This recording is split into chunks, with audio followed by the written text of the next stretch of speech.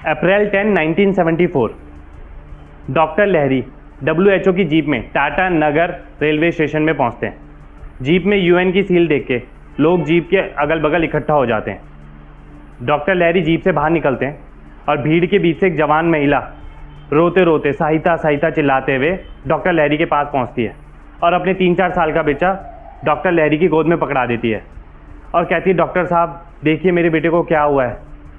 Doctor लहरी उस बच्चे को देखते हैं, उसमें धूल मिट्टी लगी रहती है, स्मॉल पॉक्स के उस पर दाने से होते हैं और उनमें से हल्का हल्का खून निकल रहा होता है। बच्चे की आंखें और मुंह खुला के खुला। डॉक्टर लहरी समझ जाते हैं कि ये बच्चा तो अब मर चुका है। उसे देख के डॉक्टर लहरी को याद आता है कि नीम करोली बाबा ने तो कहा था कि चेचक बीमारी का उन्मूलन हो जाएगा, ये भगवान का गिफ्ट है ह्यूमैनिटी के लिए। पर ये क्या सच में पॉसिबल है? जब उस औरत को बताया जाता है कि उसका बेटा मर चुका है तो चीख चीख कर रोने लगती है। उसकी चीखें सुनकर डॉक्टर लहरी अपने थॉट से बाहर आते हैं और देखते हैं कि रेलवे स्टेशन पर जहाँ लोगों की लाइन होनी चाहिए थी टिकट खरीदने के लिए, वहाँ 15-16 लाशें बिछी हैं। Welcome to book tube. आज हम जानेंगे कि इंडिया से स्मॉल पॉक्स कैसे ख़त्म हुआ और नीम करोली बाबा का इसमें क्या रोल था।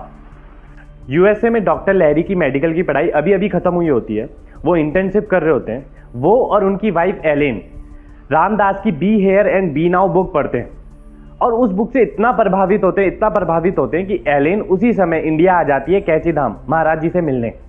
जब वो वापस USA जाती है तो लहरी को बताती है कि महाराज जी बिल्कुल वैसे हैं जैसे उस बुक में जिक्र किया गया है और महाराज जी ने मेरा नाम गिरिजा रखा है। अब से तुम मुझे एलेन मत बुलाना, अब से गिरिजा नाम मेरा नाम पड़ चुका है। तो लहरी से कहती है तुम्हें भी महाराज जी से मिलने के लिए कैची धाम आना पड़ेगा और उन्होंने तुम्हारा नाम डॉक्टर अमेरिका रखा है। तो लहरी कहते हैं हाँ चलेंगे जब टाइम होगा। तो एक बार वो बस से ट्रैवल कर रहे होते हैं USA में ही और रात को बस में ही सोते हैं। अचानक से गिरिजा की आंखें खुलती है और वो देखती है कि बस में धुआं है। वो लहरी को चिल्ला चिल्ला के बोलती है कि उठो उठो निकलो बस से। वो बस से बाहर निकलते हैं और देखते ही देखते बस में आग लग जाती है और तभी उसे याद आता है कि महाराज जी की फोटो तो बस में रहेगी। तो आग लगी बस में अंदर घुस के महाराज जी की फोटो निकाल के आती है। तो लहरी कहती है तुमने ये क्या करा? तो एलेन बताती कि जब मैं सो रही थी तो मुझे लगा महाराज जी का हाथ मेरे कंधे पे पड़ा है और महाराज जी कह रहे हैं उठो। उसी समय मेरी आंखें खुली और मैंने देखा कि धुआं है बस में और तभी मैं चिल्लाई। ये महाराज जी का संकेत है कि हमें कैची धाम जाना चाहिए। तो लहरी कहते हैं चलो ठीक है, अब हम कैची धाम चलते ही हैं। जब डॉक्टर लहरी कैची धाम पहुंचते हैं तो देखते बहुत सारे वेस्टर्नर्स, अंग्रेज, अमेरिकन वहां होते हैं और वो ये भी देखते कि कैसे वो धक्का मुक्की कर रहे हैं महाराज जी का पाँव छूने के लिए, महाराज जी का पाँव दबाने के लिए। और वो देखते ही इतने पढ़े लिखे लोग हैं और किसी का पाँव दबाने के लिए और पाँव छूने के लिए ऐसे धक्का मुक्की कर रहे हैं। उन्हें ये बहुत अजीब लगता है और उन्हें ये रहता है कि नीम करोली बाबा ने मेरा नाम डॉक्टर अमेरिका रखा है, तो जब मैं उनसे मिलूंगा वो बहुत आदर और प्रेम दिखाएंगे। लेकिन होता यह है कि महाराज जी उनको बिल्कुल इग्नोर कर देते हैं। वो सबसे बातें करते हैं पर लहरी को बिल्कुल इग्नोर कर देते हैं। वो 1-2 दिन ऐसा होता है तो लहरी क्या करते हैं, वो गिरिजा के बगल में बैठते हैं एक दिन, क्योंकि महाराज जी गिरिजा से बहुत बातें करते थे। तो उन्हें लगा जब गिरिजा से बातें करेंगे तो मैं उनके बगल में बैठूंगा तो मेरे से भी बातें कर लेंगे। लेकिन वो गिरिजा के बगल में बैठते हैं, महाराज जी उन्हें फिर से इग्नोर कर देते हैं। वो गिरिजा से तो बात करते हैं पर लहरी से कोई बात नहीं करते। जब महाराज जी उन्हें इग्नोर करते हैं तो बाकी वेस्टर्नर्स भी उन्हें इग्नोर करने लग जाते हैं और उन्हें ये पूरा सेटअप ही पसंद नहीं आता कि महाराज जी को ऐसे माना जाता है कि ये कोई भगवान है और इनके लिए धक्का मुक्की करी जा रही है इनका पाँव छूने के लिए। उन्हें इस चीज़ से बिल्कुल नफरत होने लग जाती है। तो एक दिन वो कैची धाम ना जाके नैनीताल जाते हैं। उनकी वाइफ कैची धाम चले जाती है, उसके बाद वो नैनीताल जाते हैं और नैनीताल में वो बोट किराए पे लेते हैं, झील के बीचों बीच जाते हैं और सोचते हैं कि मैं ये क्या कर रहा हूँ। मेरा करियर वहाँ सेटअप हो रहा था, मैं करियर को दाव में लगा के यहाँ इंडिया चला आया और मुझे ये भी नहीं पता कि जिस इंसान के पीछे मैं यहाँ तक आ गया हूँ वो क्या सच में कोई असली गुरु है या कोई फेक गुरु है। तो भगवान से प्रार्थना करते हैं कि मेरे को प्लीज़ कोई गाइडेंस दो, मेरे को कोई साइन दो, मेरे को कोई संकेत दो कि मैं जिस रास्ते में वो सही रास्ता है और नीम करोली बाबा सच में ये एक असली गुरु हैं। लेकिन कोई उनको संकेत नहीं मिलता। वो निराश होकर होटल में चले जाते हैं। वो एक डिसीजन ले लेते हैं कि मैं कैची धाम और इंडिया छोड़ रहा हूँ और वो अपना सामान पैक करने लग जाते हैं और ये सोचते सोचते रोने लग जाते हैं कि उनकी वाइफ तो उनके साथ नहीं आएगी तो उन्हें अकेले ही USA जाना पड़ेगा। जब उनकी वाइफ कैची धाम से वापस आती है तो वो अपना डिसीजन अपनी वाइफ को बताते हैं, गिरिजा को बताते हैं कि मैं कैची धाम छोड़ के जा रहा हूँ। तो उनकी वाइफ गिरिजा बहुत निराश होती है। वो कहती है चलो जा रहे हो लेकिन कल महाराज जी से मिल के जाना। तो कहते ठीक है उनसे मिल के जाऊंगा। अब उन्हें क्या पता था कि कल क्या होने वाला है। तो वो एक कैब बुक करते हैं नैनीताल से दिल्ली के लिए, लेकिन उसको कैची धाम में रोकते हैं। वो कहते हैं 5 मिनट रुक जाओ, मैं महाराज जी से मिल के आता हूँ। तो जब वो वहाँ जाते हैं तो सुबह सुबह पहुँचे होते हैं, वहाँ कोई नहीं होता। तो वो महाराज जी के तख्त के सामने बैठ जाते हैं। गिरिजा बहुत दुखी मन से अपने पति को देखती है, लैरी को, और सोचती है कि जब ये यहाँ नहीं थे तो मैं महाराज जी से पूछ रही थी क्या मेरे पति को भगवान की प्राप्ति होगी, पर महाराज जी ने कभी कोई उत्तर नहीं दिया। जब महाराज जी मंदिर में नहीं होते थे या दर्शन नहीं दे रहे होते थे तो उनके भक्त उनके तख्त में कोई फूल या फल रख देते थे। तो ऐसे फूल और फल बहुत वहाँ रहते थे तख्त में। तो उनमें से एक सेब नीचे गिर जाता है। तो लैरी देखते हैं कि एक सेब नीचे गिरा हुआ है, तो सेब उठाने के लिए थोड़ा झुकते हैं और सेब को पकड़ते हैं। तभी बगल के रूम का दरवाजा खुलता है फटाक, और महाराज जी आते हैं और डॉक्टर लहरी के हाथ के ऊपर चढ़ जाते हैं। इधर उधर देखते हैं, फिर लहरी को देखते हैं और हंसने लग जाते हैं। लहरी पूरी कोशिश करता है अपना हाथ हटाने की, पर महाराज जी का वेट इतना होता है कि वो अपना हाथ नहीं हटा पाते। हंसते हंसते महाराज जी कहते तुम कल नहीं आए थे, कहाँ गए थे? बीमार थे, लाइब्रेरी जा रखे थे, मार्केट जा रखे थे। फिर कुछ सोचते और बोलते लेक तो नहीं गए थे। जैसे ही महाराज जी इंग्लिश में लेक बोलते हैं, लैरी के बॉडी में वाइब्रेशंस होने लग जाती हैं। फिर वो कहते लेक में क्या कर रहे थे? घुड़सवारी कर रहे थे, स्विमिंग कर रहे थे। फिर वो थोड़ा सा झुकते हैं, लैरी की आंखों में आंखें डालते बोलते हैं ओ भगवान से बातें तो नहीं कर रहे थे, तो तुमने भगवान से क्या मांगा? अब लैरी जब ये सब सुनते हैं तो अपना हाथ छुड़ाने का जो कोशिश कर रहे होते हैं उसे बंद कर देते हैं और सिर्फ महाराज जी की तरफ देख रहे होते हैं। महाराज जी अपना पाँव हटाते हैं उनके हाथ के ऊपर से और तख्त में बैठते हैं। लैरी को अपनी तरफ खींचते हैं, बोलते हैं बताओ भगवान से क्या मांगा? कोई संकेत तो नहीं मांगा, साइन तो नहीं मांगा? तुम्हें साइन मिला? और हंसने लग जाते हैं। उसी समय लैरी को समझ आ जाता है कि ये मेरे बारे में सब कुछ जानते हैं, और वो कहते हैं कि रियल मैजिक ये नहीं था कि वो मेरे बारे में सब कुछ जानते, लेकिन उनके अंदर से जो कॉन्शियसनेस, जो ब्लिस उनको महसूस हो रही थी, वैसा उनको कभी महसूस नहीं हुआ था। अब महाराज जी उनके साथ बड़ा फ्रेंडली हो गए थे, वो भी महाराज जी के भक्त बन गए थे। तो एक बार महाराज जी उनसे कहते हैं कि डॉक्टर अमेरिका, मेरे सर में बहुत दर्द हो रहा है, तुम पे कोई दवाई है? तो लैरी एक टाइगर बाम उनको दे देते हैं। तो टाइगर बाम वो जो माथे में लगाते हैं, वो टाइगर बाम की डिब्बी लेते हैं और अपने सर के ऊपर रख देते हैं, ना कि अपने माथे पे लगाते। सर के ऊपर रखते हैं और बोलते ओह अभी तक तो मेरे को बहुत सर दर्द हो रहा था, लेकिन डॉक्टर अमेरिका की दवाई से मैं सही हो रहा हूँ, मुझे सही महसूस हो रहा है। तो ऐसी चुटर पुटर बातें वो डॉक्टर अमेरिका से करते रहते थे। तो एक दिन बोलते तुम कैसे हो, ठीक हो? गिरिजा कैसी है, ठीक है? अब तो भागने का मन नहीं कर रहा आश्रम से। एक दिन महाराज जी डॉक्टर लैरी से पूछते हैं डॉक्टर अमेरिका तुम्हारे पास कितने पैसे हैं? तो लैरी कहते हैं महाराज जी $500। महाराज जी कहते हैं ए झूठ मत बोलना। वो कहते नहीं नहीं महाराज जी $500 यहाँ है, $500 अमेरिका में। महाराज जी कहते 500 यहाँ 500 वहाँ, ये तो बहुत कम पैसे एक डॉक्टर के लिए, यू आर नो डॉक्टर। तो वो सोचते हैं बोल रहे हैं you are no doctor. Larry कहते हैं जी महाराज जी आई एम नो डॉक्टर। तो कहते हैं तुम गांव गांव जाओगे, वैक्सीन लगाओगे, यू आर नो डॉक्टर। तब उन्हें समझ आता है कि वो जिसको यू आर नो डॉक्टर समझ रहे हैं वो यूएनओ डॉक्टर है। फिर महाराज जी कहते हैं स्मॉल पॉक्स एक महामारी है जो हमारे बच्चों की जान ले रही है, लेकिन अब इस बीमारी का उन्मूलन होगा, ये भगवान का गिफ्ट है ह्यूमैनिटी के लिए। अब जो महाराज जी की प्रिडिक्शन थी वो बहुत फेमस थी। 1962 में चाइनीज आर्मी इंडियन बॉर्डर के अंदर घुस जाती है। लोग महाराज जी से रिक्वेस्ट करते महाराज जी कैची धाम छोड़ के वृंदावन के आश्रम में चलते। तो महाराज जी कहते उसकी कोई जरूरत नहीं है। वो कहते क्यों? वो कहते चाइनीज आर्मी अपने आप वापस चली जाएगी। तो लोग पूछते जब चाइनीज आर्मी को वापस ही जाना था तो आए क्यों? तो महाराज जी कहते हैं हिंदुस्तान को जगाने के लिए। तो उनकी प्रिडिक्शन इतनी फेमस थी। अब महाराज जी लैरी से ऑलमोस्ट हर दिन पूछने लग गए कि तुमने यूएनओ ज्वाइन करा, तुम यूएनओ के डॉक्टर बन गए? और लैरी चुपचाप रहते थे। तो लैरी जब भी ध्यान कर रहे होते थे महाराज जी उनके ऊपर फल फेंक के मारते थे और बोलते थे ध्यान, पूजा पाठ, योग ये सब अच्छे उपाय हैं, लेकिन तुम्हारा योग है निष्काम कर्म योग। तुम्हारा काम है चेचक बीमारी का उन्मूलन करना, इस बीमारी को खत्म करना, ना कि ध्यान करना। तो इसमें भी लैरी चुप रहते थे, उन्हें नहीं पता था क्या करना है। तो एक दिन महाराज जी उनसे कहते हैं डॉक्टर अमेरिका जाओ दिल्ली जाओ WHO के ऑफिस में। तो जो लैरी होते हैं वो दिल्ली चले जाते हैं। वहाँ जाके बोलते हैं कि जी मेरा नाम लैरी है, मेरे को मेरे गुरुदेव नीम करोली बाबा ने भेजा है। उन्होंने कहा है कि मैं गांव गांव जाऊंगा, वैक्सीन लगाऊंगा लोगों के, क्योंकि जो चेचक बीमारी है वो ख़त्म होने वाली है। ये भगवान का गिफ्ट है ह्यूमैनिटी के लिए। तो जो रिसेप्शन में लेडी बैठी रहती है उसकी आंखें खुली की खुली रह जाती है और वो अपनी हंसी को छुपाते हुए अपने सीनियर्स को लेके आती है। तो उनके सीनियर्स बोलते हैं कि आप ये क्या बात कर रहे हो कि हम आपको कैसे हायर कर सकते हैं, आपके पास तो सिर्फ एक डिग्री है, हम तो एक्सपर्ट्स को हायर करते हैं, आपके पास पब्लिक हेल्थ में कोई एक्सपीरियंस भी नहीं है और आप तो टूरिस्ट वीज़ा में हो। दूसरी बात, डायरिया, मलेरिया, इन्फेंट मोर्टेलिटी, इससे ज़्यादा डेथ होती है, तो स्मॉल पॉक्स पे ही आप इतना ध्यान क्यों दे रहे हो।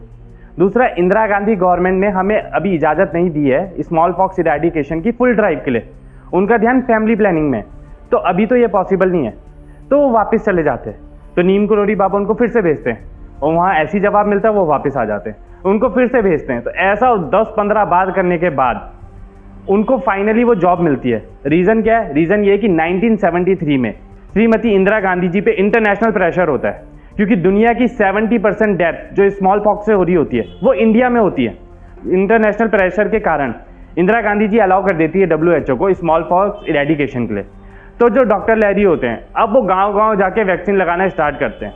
एक बार वो मेरठ में जाते हैं, मेरठ में देखते हैं कि एक छोटी सी बच्ची को स्मॉल पॉक्स हुआ है, उसके स्मॉल पॉक्स के जो दाने होते हैं उनसे थोड़ा थोड़ा खून भी निकल रहा है, सांस लेने में दिक्कत हो रही है। वो समझ जाती हैं 1-2 दिन की मेहमान है, इसको कुछ करना पड़ेगा। तभी वो अपनी साथियों को बोलते हैं, जो इंडियन डॉक्टर्स होते हैं, कि जल्दी से एम्बुलेंस बुलाओ, हमें इस लड़की को हॉस्पिटल ले जाना पड़ेगा, ICU में भर्ती करना पड़ेगा। पर तभी उनके साथ जो इंडियन डॉक्टर होते हैं वो कहते हैं, लहरी, ना कोई एम्बुलेंस है, ना कोई हॉस्पिटल है, ना कोई ICU है, हम बस इतना कर सकते हैं कि इस लड़की के संपर्क में जो लोग आए हैं उन्हें वैक्सीन लगा सकते हैं, इसके अलावा हम कुछ नहीं कर सकते। और तब धीरे धीरे लहरी को इंडिया की रियलिटी समझ आती है कि इंडिया में ना रिसोर्सेज हैं और गरीबी इतनी ज़्यादा है। अब एक बार लहरी महाराज जी के साथ होते हैं, वो महाराज जी को कहते हैं, महाराज जी पूछते हैं और कैसा चल रहा है वैक्सीनेशन, तो कहते हैं, महाराज जी उत्तर प्रदेश में थोड़ी दिक्कत आ रही है। महाराज जी कहते हैं, क्यों? वो कह रहे हैं कि मुसलमानों को लगता है कि ये हिंदुओं की साजिश है और वो जो सुई हमें लगा रहे हैं उसमें ऐसी दवाई है जो उन्हें नापुंसक बना देगी, तो इसलिए वैक्सीनेशन में थोड़ी दिक्कत आ रही है। तो उसी समय महाराज जी एक कागज़ मंगाते हैं, उसमें कुछ लिखते हैं और बोलते हैं, जाओ यूपी के गवर्नर अकबर अली के पास जाओ, उनको बोलो मैंने भेजा है और वो तुम्हारी मदद करेंगे। एक दिन लहरी महाराज जी से पूछते हैं, महाराज जी बहुत सारे गवर्नमेंट ऑफिशियल्स हैं जो घूस लेते हैं और हमें वैक्सीनेशन में फिर दिक्कत आती है और इससे मुझे बहुत गुस्सा आता है कि वो घूस ले रहे हैं। तो तभी महाराज जी भगवत गीता मंगाते हैं, बिना देखे उसका एक पेज खोल देते हैं और बोलते हैं, ये पढ़ो। तो वो होता है चैप्टर नंबर 2 वर्स नंबर 62 और 63। उसका मतलब होता है कि जब आप किसी चीज़ से अटैचमेंट करते हो, यानी कि मेरा रास्ता सही है, दूसरे का रास्ता गलत है, फिर आपके अंदर एंगर आता है, उस अटैचमेंट की वजह से एंगर आता है, एंगर की वजह से बुद्धि भ्रष्ट होती है, क्रोध की वजह से बुद्धि भ्रष्ट होती है और आप अपना कर्म ढंग से नहीं कर पाते। तो महाराज जी कहते हैं कि इन जो श्लोक है, ये 2 श्लोक है, इनको संस्कृत में ही रट लो। अभी हम देखेंगे महाराज जी ने उन्हें रटने के लिए क्यों कहा था। तो लहरी उन दोनों श्लोक को रट लेते हैं। फिर महाराज जी कहते हैं, डॉक्टर अमेरिका तुम सुब्रमण्यम की तरह हो। तो लहरी पूछते हैं, सुब्रमण्यम कौन थे? तो उन्हें पता चलता है एक बहुत बड़े जनरल थे जो अच्छाई की तरफ से लड़े बुराई के खिलाफ। तो लहरी दशकों बाद सुब्रमण्यम वर्ड का मीनिंग ढूंढते हैं और उसका मीनिंग होता है फुल ऑफ लाइट, यानी कि ब्रिलियंट। और कमाल की बात है, लहरी का जो सरनेम होता है वो होता है ब्रिलियंट। तो लहरी सोचते हैं महाराज जी ने कितना लॉन्ग डिस्टेंस जोक प्लांट किया था कि उन्होंने मेरा नाम सुब्रमण्यम रखा। अब वो जब दिल्ली में रहते हैं लहरी अपनी वाइफ के साथ, क्योंकि कभी उन्हें MP जाना होता था वैक्सीनेशन के लिए, कभी बिहार कभी UP, तो वो दिल्ली में रह रहे थे। एक बार सुबह सुबह उनके दरवाजे में कोई खटखटाता है और उनके जान पहचान का रहता है, वो बोलता है महाराज जी चले गए। तो लहरी पूछते हैं कहाँ चले गए? वो कहते हैं वो समाधि ले ली उन्होंने। तो लहरी कहते हैं महाराज जी तो समाधि में ही रहते हैं, वो तो समाधि से कभी कभी बाहर आते हैं। तो 5 मिनट ऐसी ही बात होती है, तब उन्हें पता चलता है कि महाराज जी की डेथ हो गई है, महाराज जी ने शरीर छोड़ दिया। उन्हें विश्वास ही नहीं होता। उन्हें क्या, जो भी महाराज जी को पर्सनली जानता था उनको लगता था कि महाराज जी की कभी डेथ ही नहीं हो सकती। रीज़न बीइंग कि एक बार एक पर्सन को हार्ट अटैक आ रहा होता है, महाराज जी वहाँ पहुँचते बोलते 25 साल और जीना है, और वो 25 साल और जीता है। और एक बुक है द डिवाइन रियलिटी, उसमें तो ये भी कहा गया है कि एक पर्सन की डेथ हो गई थी, महाराज जी आए, महाराज जी ने कहा वो उठ जा, और वो डेड पर्सन उठ गया था, वो जिंदा हो गया। तो जो पर्सनली जानते थे उन्हें कभी नहीं लगा था कि महाराज जी की डेथ भी हो सकती है। तो वो वृंदावन के आश्रम पहुंचते हैं और वहां देखते हैं कि महाराज जी का कोई अंतिम संस्कार कर रहा है। तो लहरी पूछते हैं कौन है जो महाराज जी का अंतिम संस्कार कर रहा है, उन्हें अग्नि दे रहा है। तो पता चलता है उनका नाम है धर्म नारायण, वो महाराज जी के बड़े बेटे हैं। तो लैरी बड़ा सरप्राइज होते हैं, वो कहते हैं महाराज जी के बेटे भी, मुझे नहीं पता था। तो जब धर्म नारायण जी से बात करते हैं तो उन्हें पता चलता है कि महाराज जी के 2 बेटे और 1 बेटी है, और बेटी का नाम गिरिजा है। ये सुन के गिरिजा यानी कि एलेन वो रोने लग जाती है कि महाराज जी ने भी उनका वही नाम रखा है जो नाम उन्होंने अपनी बेटी का रखा है। अब कुछ दिनों बाद जब वो इस दुख से बाहर निकलते हैं तो फिर से अपने काम में लग जाते हैं वैक्सीनेशन के। वो कैश प्राइज ऑफर करते हैं कि जो हमें बताएगा कि गांव में किसको चेचक बीमारी है उसको रुपए दिए जाएंगे। वो हाथियों की परेड करवाते थे ताकि जो गांव के बच्चे वो हाथी देखने के लिए घर से बाहर आए और उन्हें पता चल जाए कि स्मॉल पॉक्स किसको हुआ है। वो लीफलेट्स गिरवाते थे एरोप्लेन से लोगों को जागरूक करने के लिए स्मॉल पॉक्स के बारे में। अब एक बार उनके पास एक केस आता है, जो केस एक प्रिजन गार्ड का होता है। तो उनकी फैमिली को तो वैक्सीनेशन प्रोवाइड करवा दिया जाता है, लेकिन वो प्रिजन गार्ड रहते हैं, यानी कि उस प्रिजन में, उस जेल में अब कैदियों को भी स्मॉल पॉक्स होने की गुंजाइश थी। तो ग्वालियर के जेल जाते हैं, वहाँ एडमिनिस्ट्रेशन से बात करते हैं। एडमिनिस्ट्रेशन तो वैक्सीनेशन करवा लेता है, लेकिन जब कैदियों की बारी आती है तो सारे कैदी मना कर देते। वो कहते हैं पहले मानसिंह सुई लगाएगा तब हम लगाएंगे। तो पता करते हैं ये मानसिंह कौन है। तो वो उस जेल का सबसे खतरनाक डकैत रहता है, उसने कई मर्डर करे हुए रहते हैं। तो लैरी समझ जाते हैं कि पहले हमें मानसिंह को समझाना पड़ेगा, एक बार मानसिंह ने सुई लगवा ली तो बाकी सब भी लगवा लेंगे। तो वो मानसिंह के पास जाते हैं, उन्हें काल कोठरी में रखा जाता है जहां सबसे खतरनाक क्रिमिनल्स को रखा जाता था। वो उसके सेल के बाहर होते हैं और लैरी इंग्लिश में बोलते हैं और उनके साथ जो मेडिकल असिस्टेंट रहते हैं वो हिंदी में ट्रांसलेट करते हैं। तो लैरी बोलते हैं वैक्सीनेशन के बारे में बताते हैं और मानसिंह को इंटरेस्ट नहीं लेते। तो वो इंग्लिश में बोलते हैं कि ये बहुत खतरनाक बीमारी है, इससे आपकी डेथ हो सकती है। इसको हिंदी में ट्रांसलेट किया जाता है। तो मानसिंह कहता है मैं एक राजपूत हूँ, मैं मरने से नहीं डरता। तो लैरी फिर इंग्लिश में कहते हैं कि जो डेथ होती है वो बहुत खतरनाक होगी इस बीमारी से। मानसिंह कहता है राजपूत कुछ भी सह लेता है, मैं इससे घबराता नहीं, होने दो। अब लैरी समझ जाते कि मानने नहीं वाले, तो अब वो हिंदी में बोलते हैं प्रिजन गार्ड को कि दरवाजा खोलो, मैं मानसिंह के साथ चाय पीऊंगा। मानसिंह सरप्राइज हो जाता है। वो क्या, अब ये लोग समझ नहीं पाते वो सरप्राइज क्यों हुआ। क्या कि उसने किसी अमेरिकन को हिंदी बोलते हुए सुना इसलिए सरप्राइज हुआ, या उसे चाय मिल रही थी, या फिर वो इसलिए सरप्राइज हुआ कि क्या ये मेरे बारे में जानता नहीं मैंने कितने लोगों को मारा है और फिर भी ये मेरे पास आ रहा है। तो जब वो उस सेल के अंदर जाते हैं तो उसको बोलते हैं मानसिंह देखो, अगर तुमने वैक्सीन नहीं लगाई तो कोई भी वैक्सीन नहीं लगाएगा और सब मारे जाएंगे। मानसिंह कहता है मुझे फर्क नहीं पड़ता, मरने दो सबको। तो फिर वो फिर से समझाते हैं। लैरी कहते हैं देखो मानसिंह, हमें पता है तुम दुनिया के सबसे फेमस डकैत हो, इंदिरा गांधी और WHO ने मुझे यहाँ भेजा है, सब तुमसे डरते हैं, वो भी तुमसे डरते हैं, मैं भी तुमसे डरता हूँ, मुझे पता है तुमने 20 लोगों को मारा है। तभी मानसिंह कहता है 20 नहीं 25। मानसिंह मान ही नहीं रहा होता है। तभी लैरी देखते हैं उसकी जेल में हनुमान जी की एक छोटी सी मूर्ति होती है।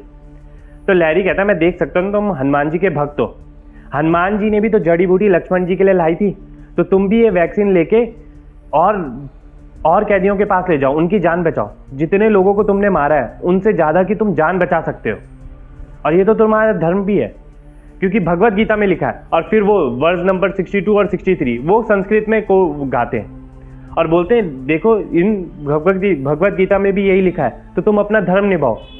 मानसिंह बड़ा सरप्राइज हो जाता है। वो कहता है एक सफ़ेद बंदर आके मेरे से हनुमान जी की बातें कर रहा है, भगवत गीता के श्लोक गा रहा है, तो अब तो मैं वैक्सीन लगा ही लूँगा। तो मानसिंह सभी कैदियों के सामने वैक्सीन लगाते हैं, उनको देख के बाकी कैदी भी लाइन लगा देते हैं और वो भी वैक्सीन लगाते हैं। वैक्सीनेशन की वजह से 1974 में केसेस कम हो रहे होते हैं, लेकिन अप्रैल 1974 में अचानक से बढ़ जाते हैं। तो ये सब कंफ्यूज हो जाते हैं ऐसा क्यों हो रहा है। तो उन्हें पता चलता है इन सब केसेस का जो सोर्स है वो टाटा नगर इंडस्ट्रियल एरिया है बिहार में। तो WHO लैरी को वहाँ भेजती है, उनकी जीप टाटा नगर रेलवे स्टेशन में पहुँचती है, भीड़ उनको घेरती है।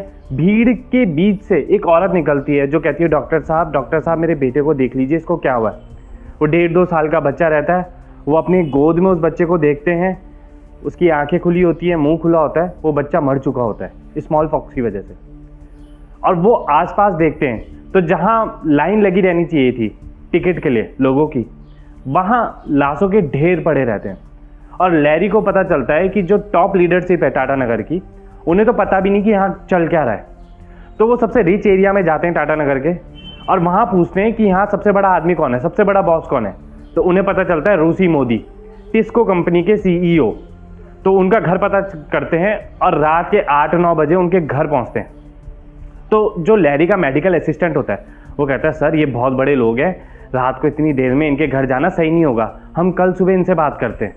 लैरी कहते हैं कि किसी औरत ने अपना मरा हुआ बच्चा मेरे हाथ में पकड़ाया है, मैं नहीं रुकने वाला। और मन में सोचते हैं जब महाराज जी ने कह दिया कि चेचक का उन्मूलन होने वाला है तो अब डरना क्या है। वो रूसी मोदी के घर पहुंचते हैं, उनका दरवाज़ा खटखटाते हैं, एक सर्वेंट आता है। सर्वेंट कहता है कि आप बहुत लेट हो चुके हैं, आप ऐसा करिए कल सुबह उनके ऑफिस में मिलिए। वो सर्वेंट को साइड हटाते हैं और चिल्लाते हैं रूसी मोदी रूसी मोदी। तभी रूसी मोदी का एक कुत्ता आता है और लैरी का हाथ पकड़ लेता है और रूसी मोदी भी आते हैं और वो कहते तुम कौन हो, यहाँ क्या कर रहे हो। तो वो चीख चीख के वो चिल्लाते हैं लैरी रूसी मोदी में, तुम्हें पता है तुम क्या कर रहे हो, टाटा नगर स्मॉल पॉक्स एक्सपोर्ट कर रहा है पूरे इंडिया में, पूरी दुनिया में। रूसी मोदी बहुत सरप्राइज हो जाते हैं। वो कहते तुम हो कौन। वो कहते हैं मैं WHO का मेडिकल ऑफिसर हूँ। रूसी मोदी सरप्राइज हो जाते हैं, वो कुत्ते को साइड हटवाते हैं, उनको बिठाते हैं लैरी को और पूछते हैं कि बताओ क्या बात है। तो वो बताते हैं कि आज पूरी दुनिया के 90% स्मॉल पॉक्स के जो केसेस हैं वो इंडिया में है। पूरी दुनिया के 90% केसेस इंडिया में, और इंडिया के 90% केसेस सिर्फ टाटा नगर में। रूसी मोदी ये सुन के बहुत सरप्राइज हो जाते हैं। वो कहते हैं हमारे बॉम्बे ऑफिस को भी पता है कि ये सब हो रहा है। बॉम्बे ऑफिस यानी कि टाटा कंपनीज का हेडक्वार्टर, जहां JRD टाटा बैठते थे।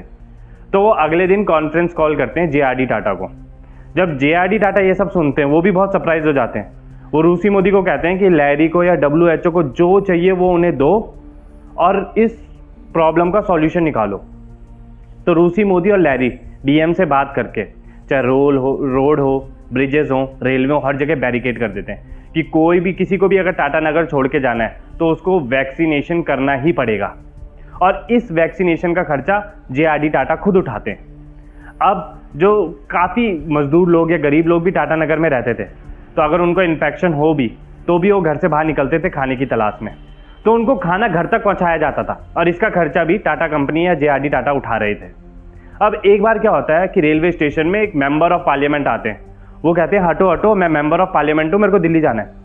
अब यहाँ सब वो हो जाते हैं कि इनका अब क्या करना है। तो जो टाटा कंपनी के मैनेजर्स रहते हैं जो वैक्सीनेशन कर रहे होते हैं, WHO के जो मेडिकल असिस्टेंट होते हैं लैरी के अंडर, वो सब कहते हैं सर आपको वैक्सीनेशन करवाना ही पड़ेगा, ये बहुत ज़रूरी है, हमारे पास DM का ऑर्डर है। वो कहता है मैं मेंबर ऑफ पार्लियामेंट हूँ, तो मेरे से ज़बरदस्ती नहीं कर सकते। लेकिन ट्रेन छूट रही होती है और वो मान नहीं रहे होते, तो मेंबर ऑफ पार्लियामेंट सुई लगवा ही लेता है।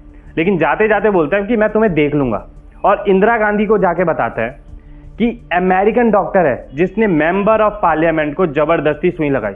जब श्रीमती इंदिरा गांधी को पता चलता है कि एक अमेरिकन डॉक्टर ने जबरदस्ती करी है मेंबर ऑफ पार्लियामेंट के साथ, वो उसी समय बोलती है कि इसको यहाँ देश से बाहर निकालो। लेकिन तभी उनको बताया जाता है कि नीम करोड़ी बाबा के भक्त हैं और नीम करोड़ी बाबा ने प्रिडिक्शन करी है कि चेचक बीमारी का उन्मूलन होने वाला है। तो श्रीमती इंदिरा गांधी जी को पता था कि 1962 में इन्हीं बाबा ने प्रिडिक्शन करा था कि चाइनीज आर्मी खुद ब खुद वापस चले जाएंगे। तो फिर इंदिरा गांधी कोई एक्शन नहीं लेते। तो जब टाटा नगर में केसेस कम हो जाते हैं तो जो WHO की टीम है वो JRD टाटा से रिक्वेस्ट करती है कि सर आपने टाटा नगर की वैक्सीनेशन को तो फंड कर दिया, आप पूरे बिहार की वैक्सीनेशन को भी फंड कर दीजिए। हमें जीप की ज़रूरत है, हमें आपके मैन पावर की ज़रूरत है जो वैक्सीनेशन करे गाँव-गाँव जाके, और हमें 42 लाख रुपीज़ की ज़रूरत है। उस समय 42 लाख रुपीज़।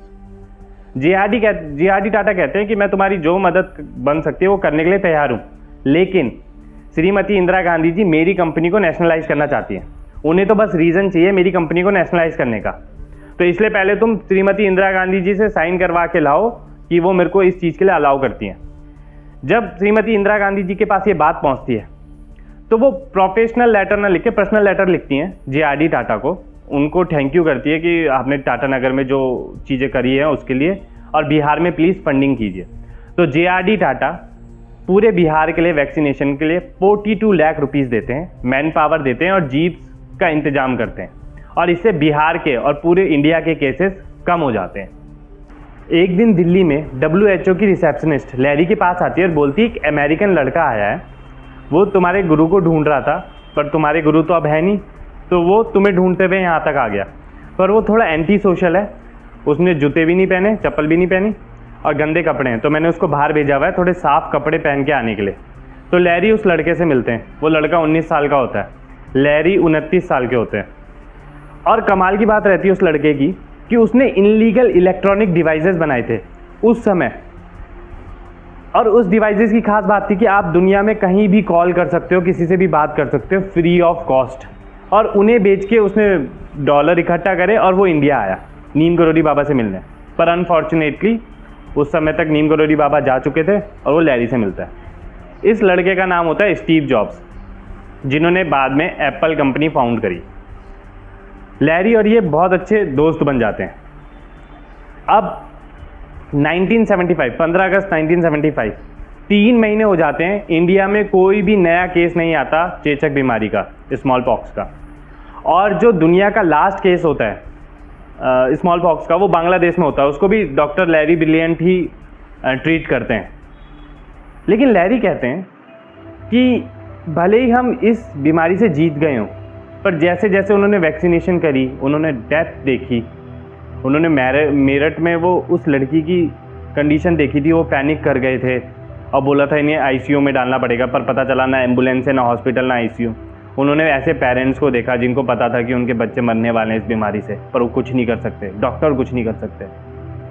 तो एक तरीके की नेगेटिविटी उनके अंदर आ गई थी और उनका विश्वास भगवान से थोड़ा डगमगा गया था।